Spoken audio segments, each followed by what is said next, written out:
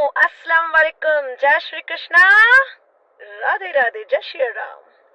सो की हाल चाल है ਤੁਹਾਡੇ ਸਾਰਿਆਂ ਦਾ। आई होप ਤੁਸੀਂ ਸਾਰੇ ਬਹੁਤ ਵਧੀਆ ਹੋਵੋਗੇ क्योंकि मैं भी बहुत ਵਧੀਆ ਹਾਂ।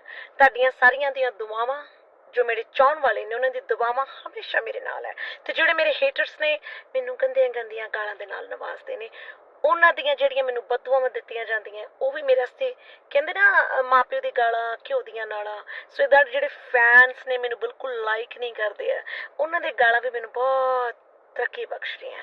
ਜਿਉਂਦੇ ਰਹੋ, ਵਸਦੇ ਰਹੋ, ਤੁਸੀਂ ਸਾਰੇ ਮੌਜਾਂ ਮਾਰੋ, ਤਰੱਕੀਆਂ ਬਖਸ਼ੋ। तो मैं एक गल आखी सी एक वीडियो विच, शायद तुहानू सारिਆਂ ਨੂੰ याद होगी, सो गल दोबारा रिपीट करन लगी अज। सो ਜਿਹੜਾ MP ਬਣਿਆ ਨਾ ਉਹ ਕੀ ਨਾਮ ਉਹਦਾ ਬੰਤੇ ਦਾ ਪਤਾ ਨਹੀਂ ਬੰਤਾ ਬੰਤਾ ਸੰਤਾ ਬੰਤਾ ਕੇ ਬੰਤਾ ਉਹਦਾ ਮੁੰਡਾ ਜਿਹੜੇ ਕਹਿੰਦੇ ਜੀ ਇੰਦਰਾ ਗਾਂਧੀ ਨੂੰ ਮਾਰਿਆ ਸੀ ਸਰਬਜੀਤ ਸਿੰਘ। ਯਾਦ ਉਹਦੇ MP ਬਣਨ ਤੋਂ ਪਹਿਲੇ ਜਦੋਂ ਚੋਣਾਂ ਵਿੱਚ ਖੜਿਆ ਸੀ ਮੈਂ ਇੱਕ ਗੱਲ ਆਖੀ ਸੀ। क्या बोला था मैंने ये बोला था कि ये बंदे ने कभी कोई सेवा नहीं की, कभी कुछ काम नहीं किया जिंदगी में। अचानक से इसके दिमाग में ऐसा क्या आया कि राजनीति में कूद पड़ा।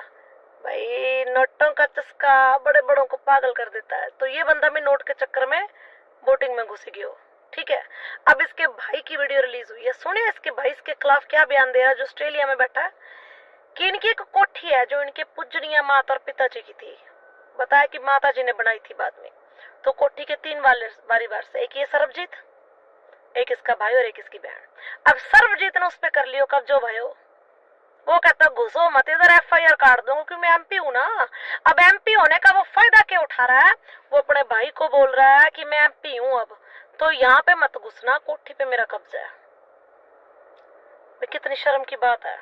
जो बंदा अपने भाई बहनों के हक मार रहा है वो समाज की सेवा क्या करेगा। अब ये बोल रहा है MP सरबजीत सिंह कि बादलों से जो उनके पास बादलों के पास वो पूरा कंट्रोल है ना गोल्डन टेम्पल में कि पूरा गले का भर भर के पैसा बादलों ने खाया। कहता वो कंट्रोल मेरे पास आना चाहिए। क्यों?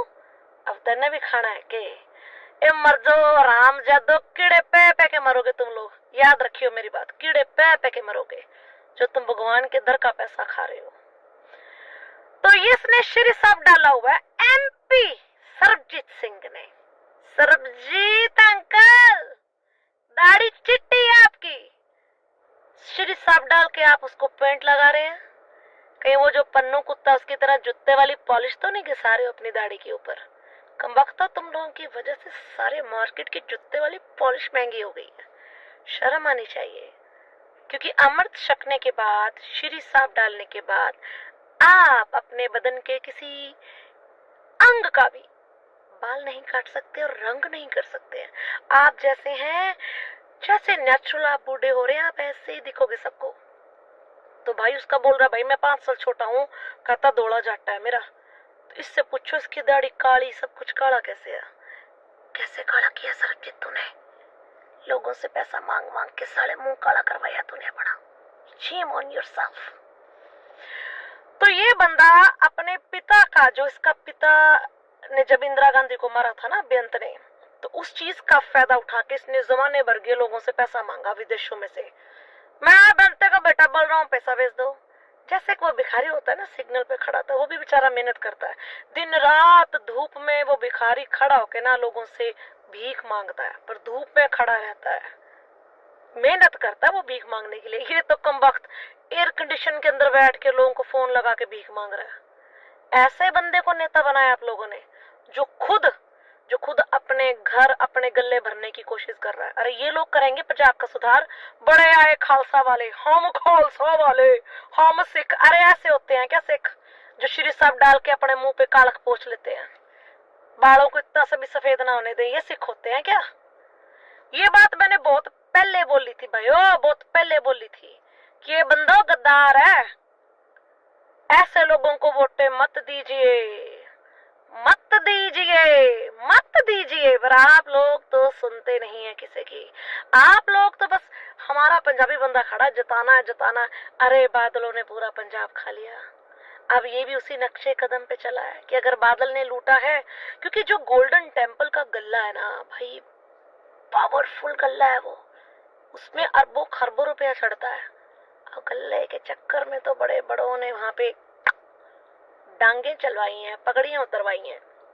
अब इस महाशय को गल्ला चाहिए, सरबजीत जो एमपी है, अब इसको गल्ला चाहिए गुरुद्वारे का, गोल्डन टेम्पल का, कि ये बादलों के अंडर से निकाल के अपने हक में लाऊं, क्योंकि खाना है उसमें से पैसा निकाल के। इलेक्शन में या राजनीति में वही बंदा ज्यादा अपनी टांग घुसाएगा, दौड़ेगा, मुझे राजनीति में एमएलए बनना है, मुझे एमपी बनना है, मुझे ये बनना है, क्योंकि उसको पैसा चाहिए होता है। दुनिया में बहुत कम इंसान ऐसे हैं जो बिना स्वार्थ, निस्वार्थ भावना से किसी की मदद करते हैं या अपने देश की मदद करते हैं। ऐसे लोग बहुत कम है दुनिया में।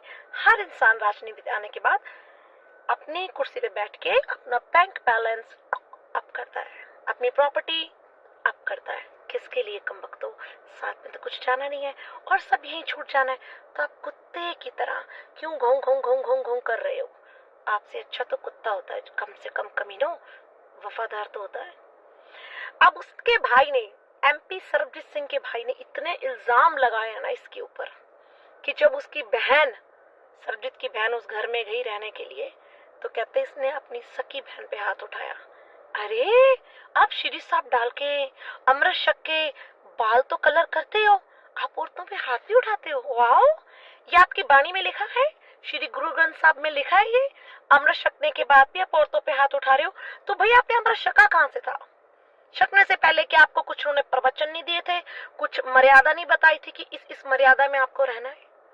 गुरु महाराज ने बोला था ये कि औरत पे हाथ उठाइए, चाहे अपनी हो, अपनी बीवी हो, बहन हो, अपनी माँ हो, चाहे बाहर वाली हो, किसी की भी माँ बहन हो, औरत पे हाथ उठाना मर्द मर्द नहीं कहलाता, नपुंसक नामर्द कहलाता है वो। सो एमपी, ये जो सिमरजीत क्या सरबजीत जो भी है यार, एक तो ये साले वाहियत नाम ऐसे रखते हैं ना, मेरे को याद नहीं रहते।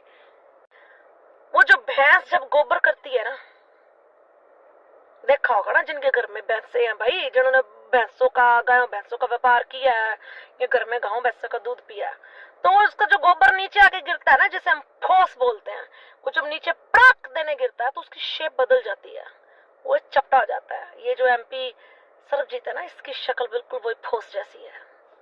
मैंने स्टार्टिंग में बोला था बंदा गद्दार है, ये किसी का यार नहीं है, गद्दार है। इसकी आंखों से गद्दारी झलकती है। और भाई ये भी उसके भाई ने खुलासा किया, ये नशा पत्ता भी करता है, और उसने 3-4 बंदों के नाम भी लिए हैं कि उन सबको पता है श्री साहब डाल के, अमृत शक के, मतलब अपने आप को वो बाबा जी का सिंह बोलना और नशा पत्ता करना, और फिट्टे मुंह तड़े जमन वाले आंदे।